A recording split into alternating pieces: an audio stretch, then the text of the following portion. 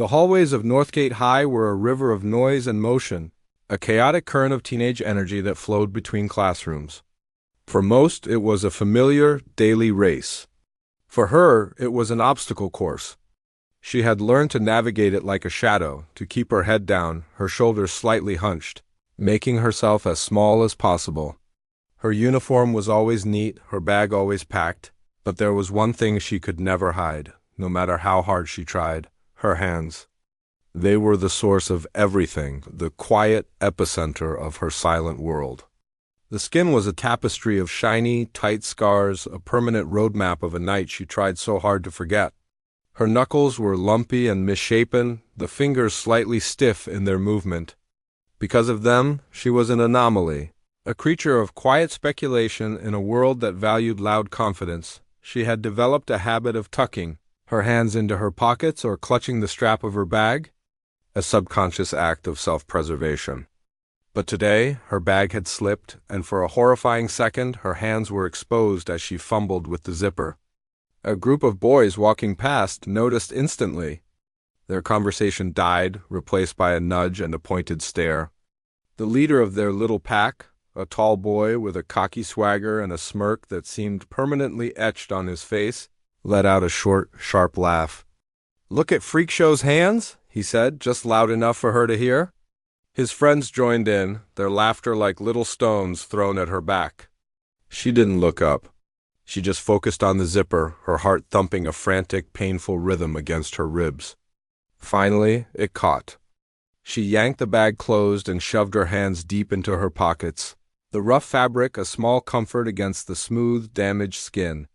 She hurried on, the echo of their laughter following her down the hall. This was her normal, a constant, low-grade hum of ridicule that had become the background music to her life. It wasn't always overt. Sometimes it was just the way people's eyes would dart down to her hands and then quickly away, as if they had seen something shameful. It was the empty seat next to her in a crowded classroom, the way she was never chosen for a group project unless the teacher forced someone to partner with her. The tall boy and his friends were the worst of it.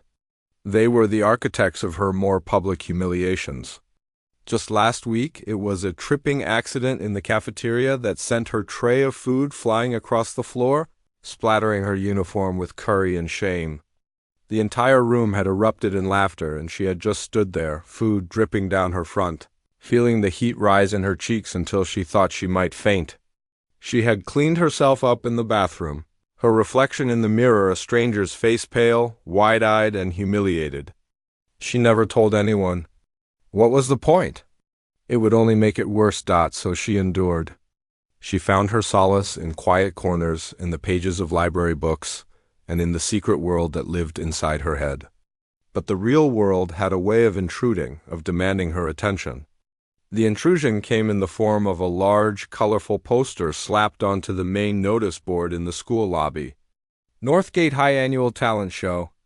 It screamed in bold letters. "Sign up here." Below it, a series of clipboards hung, each with a different category: singing, dancing, comedy, and musical performance. The notice board became the new center of the school's universe. For days, it was swarmed by excited students, chattering and laughing as they signed their names with a flourish of confidence and hope. She watched from a distance, as always. It was a world away from hers, a place for the talented, the popular, the brave. She had no business there. But something about it gnawed at her. It was a flicker of a long-buried memory, a whisper from a past life. A memory of her grandmother's gentle hands covering her own, guiding them over the black and white keys of an old piano, a voice saying, "You have a gift, Beta. Don't ever let the world take it away." The memory was so vivid it hurt. It was a ghost that haunted her, a beautiful, painful reminder of everything she had lost. She started walking past the notice board more often, her path home conveniently diverting through the lobby. She would watch the names fill up the sheets, especially the one for musical performance. Most were for guitar or vocals. No one had signed up for piano yet. The idea was insane, a form of social suicide. To stand on that stage under all those lights, with every eye in the school on her, and her hands. The thought alone made her stomach clench. The tall boy and his friends would have a field day. It would be the ultimate joke, the pinnacle of her humiliation. And yet the thought wouldn't leave her. It grew from a tiny, ridiculous seed into a stubborn, persistent weed in her mind. Why? Why would she do this? It wasn't for fame. She hated attention. It wasn't to prove them wrong. They would never see it that way. It was something else. Something private. A promise made to a ghost. A final, desperate attempt to reclaim a piece of herself that the fire hadn't been able to burn away. It was a test. Not for them, but for her. To see if she still had it in her. To see if the music was still there. Trapped beneath the scars and the silence, one afternoon the lobby was unusually empty. The final bell had rung and most students had rushed to get home. The notice board stood alone, its colorful papers a stark contrast to the drab wall behind it. Her feet felt like they were made of lead as she walked towards it. Her heart was hammering again, that same frantic, painful beat. She reached the musical performance sheet. Her hand trembled as she took the pen chained to the board. It felt impossibly heavy. She stared at the blank lines, her mind screaming at her to stop, to turn around, to go back to the safety of her invisibility. But the ghost of her grandmother's voice was louder. "Don't let them take it away." She took a shaky breath, uncapped the pen, and in small, neat handwriting, she wrote her name. Then, in the space for the act, she hesitated for only a second before writing 2 words. Piano. The ink seemed to sink into the paper, a permanent, undeniable record of her decision. She clipped the pen back into place, her hand now slick with sweat. She turned and walked away, her legs feeling weak and unsteady, as if she had just signed her own confession. She didn't see the pair of eyes that had watched her from around the corner. She didn't hear the snort of disbelief. The next day, the news was all over the school. It traveled faster than any gossip had before because this was better than gossip. This was a spectacle. Did you hear? The freak with the hand signed up for the talent show. To do what? Play the piano?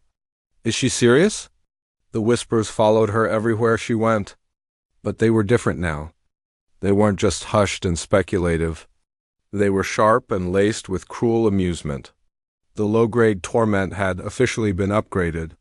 As she walked to her locker, she felt a shove from behind, harder than usual. She stumbled forward, catching herself just in time. "Careful, piano prodigy," a voice sneered. It was the tall boy.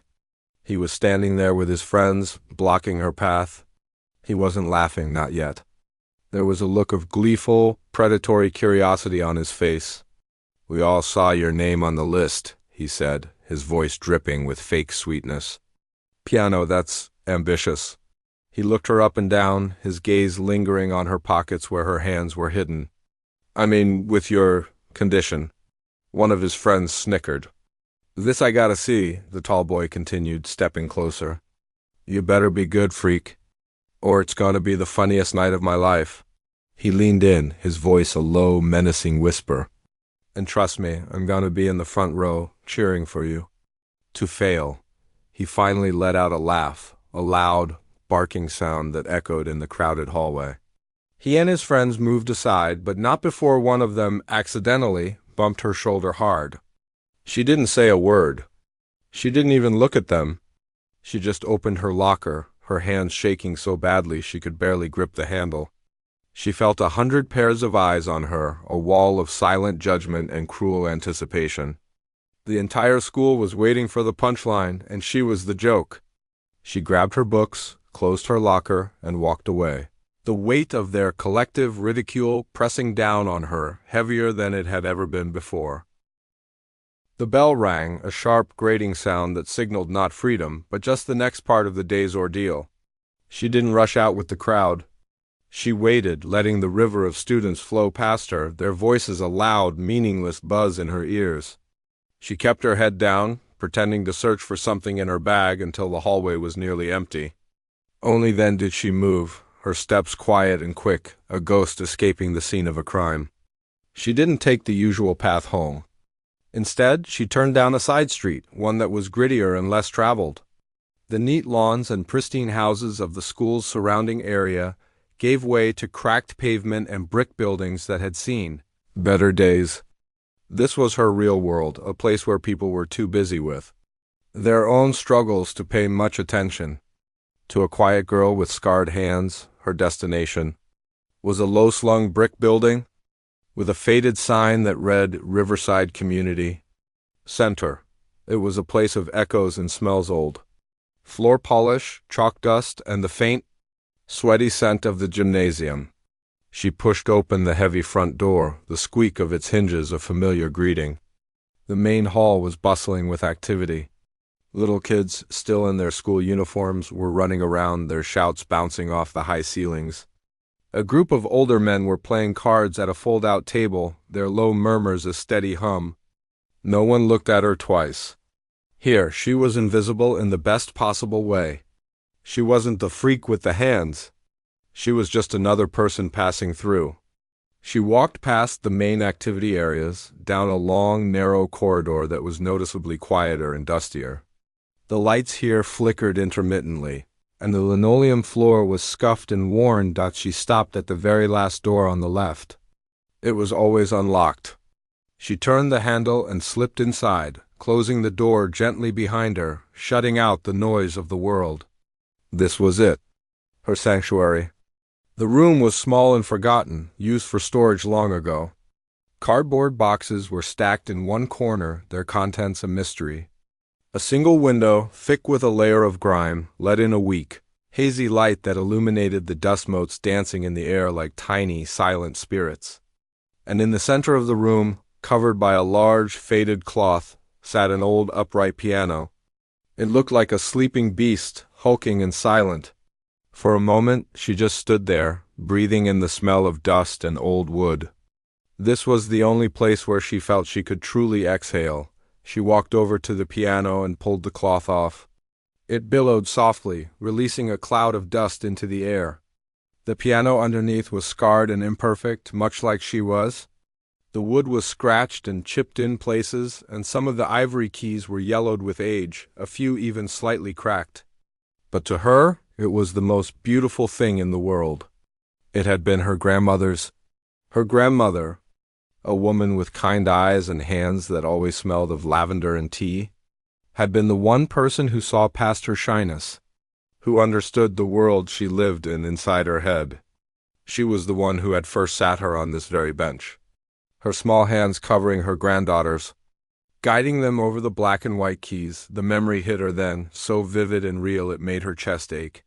She could almost feel the warmth of her grandmother's hands on top of hers, hear her gentle voice. Feel the music, Beta. Don't just play the notes. Let your fingers tell the story. She remembered the afternoons they would spend here, in this very room, back when the community center was brighter and the piano was new. Her grandmother would teach her simple scales, then little songs. She was patient, always smiling, even when her granddaughter hit a wrong note. Mistakes are just the music's way of surprising you, she would say with a wink. The memory of that smile was a sharp, sweet pain. It was a memory from another life. A life before the fire. The night of the fire was a blur of sensory details that had burned themselves into her mind. The smell of smoke, thick and choking. The shocking orange glow that painted everything in an unnatural light. The sound of crackling and screaming. She remembered being outside, wrapped in a rough blanket, watching the flames consume her home. And then she had remembered the music. The sheet music, a gift from her grandmother, was still inside. Her first composition, a simple melody her grandmother had helped her write down. Without thinking, she had pulled away from the firefighter's grip and run back towards the heat. She didn't get far. A piece of the burning ceiling had come down. The next thing she knew, she was waking up in a hospital, her hands bandaged, her grandmother gone forever. The scars were the price she had paid for a stack of paper that had probably turned to ash anyway. But in her mind, she hadn't been trying to save paper. She had been trying to save a piece of her grandmother, a piece of their shared world. She shook her head, trying to clear the painful images from her mind. She sat down on the worn wooden bench, its familiar coolness a small comfort. She placed her hands on the keys, her scarred fingers finding their home. The contrast was stark. The ugly, shiny skin against the smooth, aged ivory. She took a deep breath and began to play. The first few notes were clumsy, stiff. The scar tissue on her knuckles pulled, a dull, persistent ache that was her constant companion. A simple C major scale felt like climbing a mountain. Her pinky finger, the most badly damaged, refused to cooperate, landing on the key with a thud instead of a press. Frustration flared in her chest, hot and sharp. She tried again, this time a more complex piece, a haunting melody she had been working on for months. It was a conversation with her grandmother, a way of saying all the things she could no longer say out loud. But today, her hands were fighting her. The music was supposed to flow like water, but it was coming out in jagged, broken pieces. A wrong note here, a missed chord there. The pain in her hands was sharper than usual, a cruel reminder of her limitations. She could feel the hot sting of tears behind her eyes. She thought of the tall boy's sneer, the laughter in the hallway, the entire school waiting for her to fail. What was she even doing? This was madness. She slammed her hands down on the keys, creating a loud, discordant crash that echoed in the small room. The sound was ugly, full of anger and pain. She slumped forward, her forehead resting on the cool wood of the piano, and finally let the tears fall. They were hot and silent, tracing paths down her cheeks and dripping onto the yellowed keys below. For a moment she felt completely and utterly defeated. The weight of it all, the mockery, the memories, the physical pain was too much to bear. Maybe they were right. Maybe she was just a freak. She sat there for a long time, the only sound her own ragged breathing. But then, as it always did, the memory of her grandmother's voice surfaced, not as a painful echo, but as a gentle whisper in her mind. Mistakes are just the music's way of surprising you. She slowly lifted her head. She looked at her hands, at the scars that had defined her for so long. They were a reminder of what she had lost, yes, but they were also a reminder of what she had tried to save. They were a part of her story. She wiped her eyes with the back of her hand, took a shaky breath, and placed her fingers back on the keys. This time, she didn't try to force the music. She just let it come, one note at a time. It was slow, hesitant at first, but it was there. The melody began to take shape, not perfect, but honest. It was filled with a sadness so deep it felt like the bottom of the ocean, but there was something else there, too. A flicker of strength. A quiet, stubborn refusal to be silenced. This music wasn't for the talent show. It wasn't for the bullies or the teachers or anyone else. It was for her. It was a prayer, a conversation, a promise. She played until the last rays of sun disappeared from the grimy window, and the room was bathed in the soft, purple light of dusk. But as the days passed and the night of the talent show grew closer, the sanctuary of the little room began to feel less secure. The outside world kept finding ways to creep in. The whispers at school grew louder. Someone had left a crudely drawn picture on her locker, a cartoon of a monster with misshapen hands trying to play a piano, with a big X over it. Every time she walked down the hall, she felt the weight of 100 stares, 100 silent judgments. The confidence she found in the dusty room with the old piano began to crumble the moment she stepped outside of it. The music she played at night was becoming more and more beautiful, a testament to her growing skill and deepening emotion. But the thought of playing it for them, for the very people who mocked her, was becoming terrifying. The stage felt like an arena, and she was a lamb being led to the slaughter. One evening, sitting at the piano, her hands hovering over the keys, she froze. The music in her head died, replaced by the sound of their laughter. For the first time since she had signed her name on that sheet, a dark, tempting thought took root in her mind. What if she just didn't show up? The night of the talent show felt different from the moment she woke up. The air in her small room was thicker, heavier, as if the weight of the coming evening had already settled upon it. Getting dressed was a mechanical process, her body moving on its own while her mind was a frantic, buzzing hive of thoughts. She chose her best dress, a simple blue one that her grandmother had bought for her a long time ago. It felt like wearing a costume, a piece of armor that was far too thin for the battle ahead. Her hands, as usual, were tucked away, but today they felt like traitors, pulsing with a nervous energy that she couldn't control. Every time she thought about the stage, about the hundreds of eyes, a cold wave of nausea washed over her. The thought of not showing up, which had been a tempting whisper yesterday, was now a screaming voice in her head. It would be so easy, just to stay home, to let them have their laugh without giving them the satisfaction of seeing her break.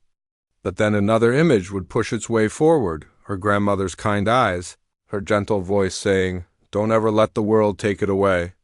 It was a promise, and she had never broken a promise to her. The ride to the school was silent. Her guardian, a kind but weary woman who worked long hours, sensed her mood and didn't press her for conversation. She just patted her hand gently, a gesture that was meant to be comforting but only made her more aware of the scars beneath her sleeve. The school parking lot was already full, the building glowing like a jack-o'-lantern against the dark sky. Inside, the energy was chaotic and loud. Students were rushing around in costumes, parents were milling about, and the air smelled of hairspray and excitement. She was an island of stillness in a sea of motion. She found her way to the backstage area, a narrow, dimly lit corridor that smelled of dust and anxiety. Other performers were there, pacing back and forth, practicing lines, humming tunes. They were a tight-knit group bound by a shared nervous energy. They nodded at each other, offered encouraging smiles. No one nodded at her. No one smiled. She was an outsider, a ghost in their world. She found a small wooden crate to sit on, tucked away in a corner where she hoped she wouldn't be noticed. She pulled her knees up to her chest and wrapped her arms around them, making herself as small as possible. She could hear the muffled sounds of the crowd from the other side of the heavy velvet curtain. A low rumbling roar that sounded like a distant, hungry beast. A teacher with a clipboard walked by, calling out names. Next up, the magic act. "You're on in 5. A boy in a top hat and cape scurried past her, his face pale with fear. She watched him disappear through the curtain, and a few minutes later, she heard the swell of canned music and the sound of applause.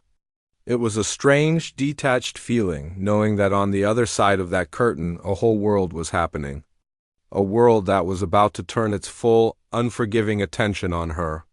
The minutes crawled by, each one feeling like an hour. Her heart was beating a wild, frantic rhythm against her ribs, a trapped bird trying to escape.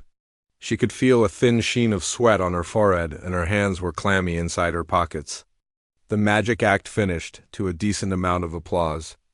Then a group of dancers came on, their upbeat music thumping through the floorboards.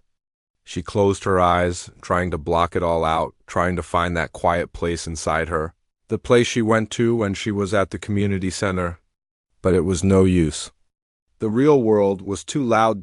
Then she heard it. The teacher with the clipboard was standing right in front of her. "Piano solo," the teacher said, looking down at her list. "You're up next." The words hit her like a physical blow. Her breath caught in her throat. Up next, it was really happening. She felt a surge of panic, a primal urge to jump up and run, to push past the teacher and sprint out the back door and never stop running. But her legs wouldn't move. They were rooted to the spot. The teacher, seeing her frozen state, gave her a small, impatient sigh. "Come on. They're waiting for you." She stood up on legs that felt like they were made of jelly. The teacher pointed towards the curtain. "Just wait here for the introduction. You'll hear your name." She stood there, alone in the sudden silence left by the dancer's departure. The roar of the crowd seemed to get louder. She could hear the MC on stage, his voice booming and cheerful. What an incredible performance. "Let's give another big hand for the dynamic dance crew." The applause was deafening.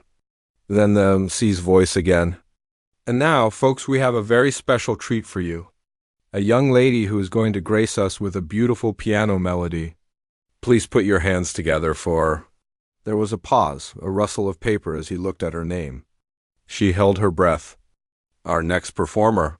He hadn't said her name, perhaps forgetting it, or perhaps deciding it wasn't worth the effort. It didn't matter. The signal was given. The heavy velvet curtain began to part. The first thing that hit her was the light. It wasn't just light. It was a physical force, a hot, blinding wall that turned the world into a white, buzzing void. She couldn't see the audience, couldn't see anything beyond the edge of the stage. It was like she was standing on a lonely island, surrounded by an ocean of darkness. The roar of the crowd changed the moment she stepped out. It wasn't the polite applause for the other acts. It was a low, guttural murmur, thick with curiosity and mockery. She could feel it like a physical pressure pushing against her. She took a step, then another, her shoes sticking slightly to the polished wooden floor. The walk to the piano, which was only a few dozen feet, felt like it took a lifetime. Every step was an effort. Her entire body was trembling. She kept her eyes fixed on the piano, a dark shape in the center of the light. It was her only landmark in a terrifying sea of white dot. As her eyes adjusted slightly, she began to see shapes in the darkness beyond the light. The first few rows of the audience, she saw them. The tall boy and his friends. They were right there in the front row, exactly as he had promised. He was leaning forward, his elbows on his knees, a look of gleeful anticipation on his face. He wasn't just watching. He was savoring this moment. He saw her looking at him, and his mouth twisted into a slow, cruel smirk. He mouthed a word at her. She couldn't hear it, but she could read his lips. "Loser!" One of his friends next to him pretended to play the piano with his hands, then flapped them around like a broken puppet, mimicking what he expected her to do. The others snickered, their laughter sharp and ugly even from a distance. The murmur in the crowd seemed to grow louder, feeding on their open mockery. She heard a cough that sounded suspiciously like the word freak. Another voice shouted out, "Play us a song, freak show!" A few people laughed. The MC didn't intervene. The sound waves of ridicule washed over her, and she felt her resolve crumbling. She wanted to disappear, to melt into the floorboards. She finally reached the piano. It was a large, gleaming black grand piano, nothing like the old, scarred upright at the community center.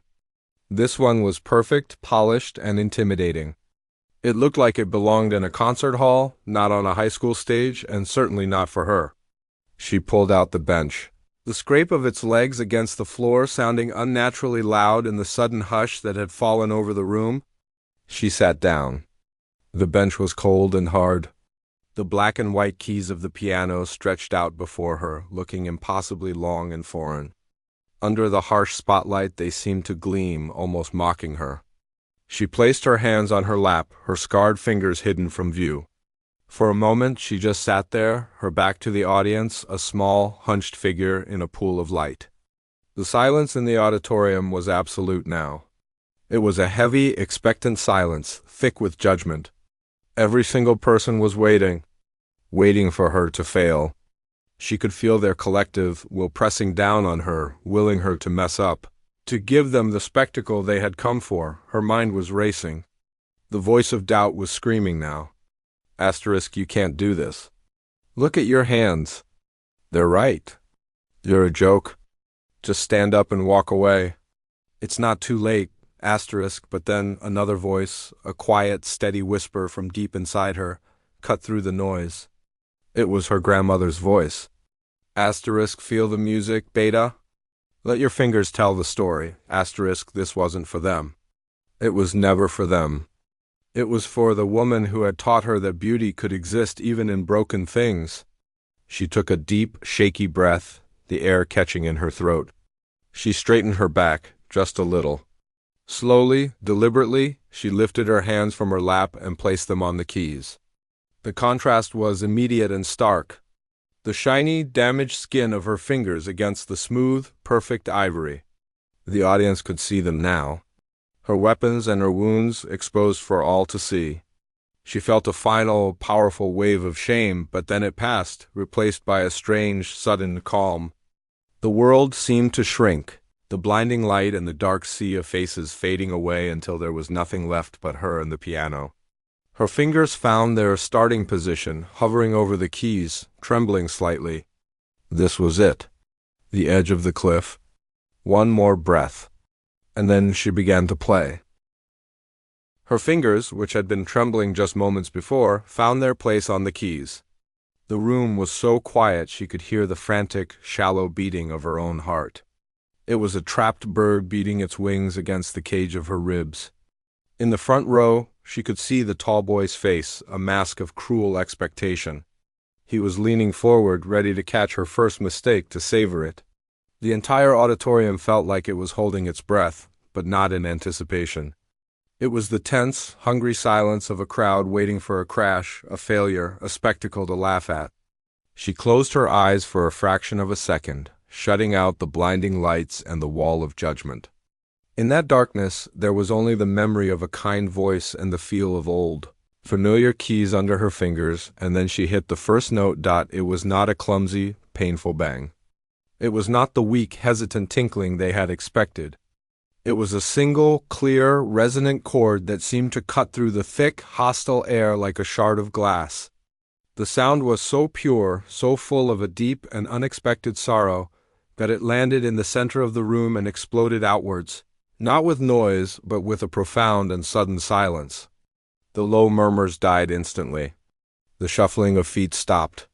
The few snickers that were about to escape caught in throats. It was as if someone had pressed a mute button on the entire world. The chord hung in the air for a breathtaking moment, shimmering and alive. A stark contrast to the ugliness that had filled the space just seconds before. Then, her fingers began to move. What followed was not a song. It was a story. It was a torrent of emotion pouring out of the old piano, a voice for a girl who had never spoken a word in her own defense. The music was complex and layered, filled with a haunting melancholy that spoke of a deep and lasting loss. It was the sound of loneliness, of empty rooms and faded photographs. It was the feeling of rain sliding down a window pane while you watched the world go on without you. The melody was simple at first, a fragile thread of sound, but then it began to grow, weaving in more complex harmonies, building in intensity. It was the ache of missing someone so much it feels like a physical pain in your chest. The audience was frozen. No one was prepared for this. They had come for a joke, for a moment of cringeworthy entertainment, and instead they were being handed a piece of someone's soul. The tall boy's smirk was gone. It had vanished the instant that first chord filled the air.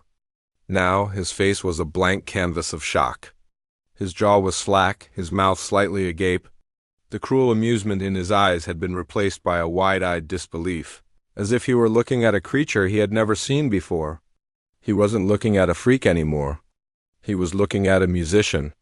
His friends, who had been ready to laugh, were just staring, their faces pale in the dim light. Her hands, the source of all the ridicule, were now the source of this breathtaking beauty. Under the bright lights, the scars on her skin were still visible, shiny and tight, but they no longer looked like deformities.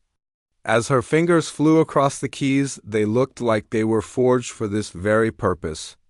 The stiffness in her knuckles seemed to disappear, replaced by a fluid, powerful grace.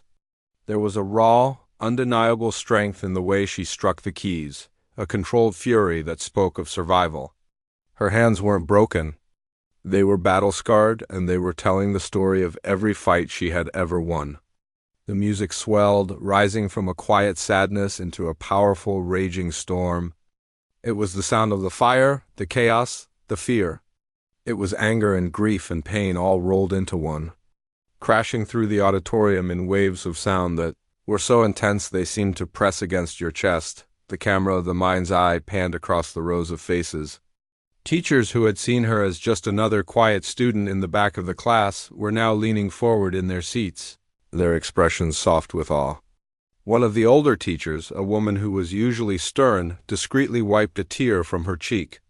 Students who had ignored her or joined in the whispers were now captivated, their bodies leaning forward as if pulled by an invisible string. They weren't seeing the girl with the weird hands anymore. They were seeing the artist, the storyteller, the survivor. The music was transcending the barrier of her appearance, of their prejudice, and it was speaking directly to their hearts. It was a universal language of pain and resilience that everyone, in some way, could understand. The storm of music reached its peak. It was a breathtaking crescendo, a wall of sound so powerful and full of emotion that it felt like it might bring the ceiling down. It was the climax of her story, the moment she faced all the pain and all the fear and refused to be defeated by it. It was a scream and a declaration all at once. And then, as suddenly as it had begun to rage, the storm started to calm. The music began to soften, the complex layers falling away one by one until only the original haunting melody was left. It was quieter now, but not fragile. It was strong and clear, filled with a sense of peace, of acceptance. It was the feeling of looking back at the fire and no longer being afraid. Finally, her fingers slowed as she played one last lingering note. It was a single, pure sound that hung in the air like a star in a dark sky. It didn't fade away quickly. It seemed to absorb all the light and all the sound in the room, holding everyone in its thrall. It was the final word of her story, a word that was both an ending and a beginning. And then her hands lifted from the keys and came to rest in her lap. The auditorium was plunged into a silence so complete, so profound, that it was louder than any applause. No one moved. No one spoke. They just sat there, stunned in the wake of what they had just experienced. Hundreds of people who had gathered to mock a broken girl were now united in their awe of her. The air was thick with unshed tears and a dawning, humbling respect. They were not just waiting for the next thing. They were trying to understand what had just happened to them. The final note faded, but it didn't disappear. It seemed to hang in the air like a delicate crystal, absorbing all the light and all the sound in the vast auditorium. For a long, stretched-out moment, there was nothing. It was a silence so complete, so profound, that it felt heavier than noise. The audience was frozen, a collection of statues in the dim light. Every single person still in their seats, still leaning forward, as if afraid that any movement might shatter the fragile spell. They had come for a joke, for a moment of cheap laughter at someone else's expense. Instead, they had been handed a piece of a soul, raw and beautiful and heartbreaking. They were not just an audience anymore. They were witnesses. And in the face of such raw honesty, they were utterly silent. The air, which had been thick with mockery and cruel anticipation just minutes before, was now thick with something else entirely, awe and a dawning, humbling shame. Then, from the very back of the auditorium, a single sound broke the stillness. It was the sound of one person clapping. It was slow at first, hesitant, almost apologetic, as if the person was unsure if it was the right thing to do. But then it grew a little stronger, more confident. It was an older man, a music teacher who had retired from the school years ago, but still came to the talent show every year. He had heard the story in the music, the pain and the resilience, and he knew that this silence was not an ending, but a beginning. Another person joined in, a woman sitting a few rows in front of him. Then another. The sound was still quiet, a gentle patter against the vast silence, but it was growing. It was a spark catching fire. Suddenly, a student in the middle section stood up. He was a boy who was usually loud and class clownish, but his face was now serious, his eyes wet. He started clapping, louder and faster than the others. His movement was a signal. Like a wave, people began to rise from their seats. The clapping grew louder, spreading from the back to the front, a cascade of sound and motion that was unstoppable. It wasn't just polite applause anymore. It was a thunderous, emotional roar that shook the very foundations of the hall. It was a release, a catharsis. It was the sound of hundreds of people apologizing without saying a word, a tidal wave of respect for the girl they had so badly misjudged. The entire auditorium was on its feet. A sea of faces, some tear-streaked, some smiling, all united in their overwhelming response. She sat on the bench, her back still to the audience, her hands resting in her lap.